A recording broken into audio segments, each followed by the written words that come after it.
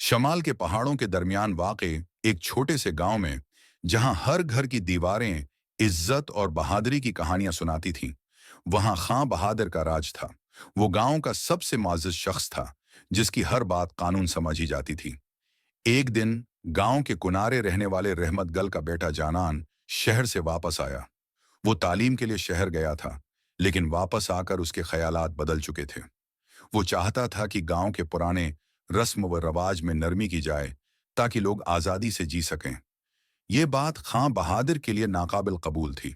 उसने गांव के तमाम बुजुर्गों और मुअज़्ज़िज़ीन को बुलाया, जिनमें मुल्क रहीम, सरदार आगा और हाजी गल नवाज शामिल थे।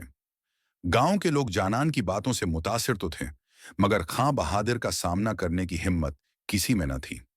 जानान के हक में सिर्फ उसका दोस्त बाबर शेर था, जो शहर में उसका हम जमात भी रहा था।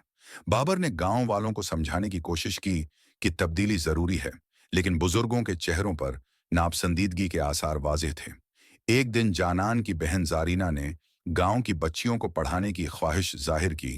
ये सुनते ही गांव में हलचल मच गई। खां बहादुर को यह रवायत के खिलाफ लगा, मगर मुल्क रहीम और हाजी गुल नवाज ने बीच बचाव करने की कोशिश की। बलाखिर एक बड़ी जरगा बैठाई गई। सब अपने अपने मौक़िफ़ पर डटे रहे, मगर कोई अपनी जगह से न हिला। तवील बहस के बाद सरदार आगा ने कहा, अगर रवायत हमारी इज्जत है, तो तालीम हमारा मुस्तकबल है। हमें दोनों को साथ लेकर चलना होगा। ये सुनकर खां बहादुर ने गहरी सोच के बाद ऐलान किया, ये ज़मीन हमारे आबा व अजदाद की निशानी है, मगर वक्त के साथ चलना भी ज़रूरी है। जारीना को पढ़ाने दिया जाएगा, मगर वो गांव के उसूलों का एहतराम करेगी। यूं गांव में एक नई शुरुआत हुई, जहां रवायत और तरक्की एक साथ चलने लगे। हर किरदार अपनी पहचान के साथ गांव की तरक्की का हिस्सा बना रहा।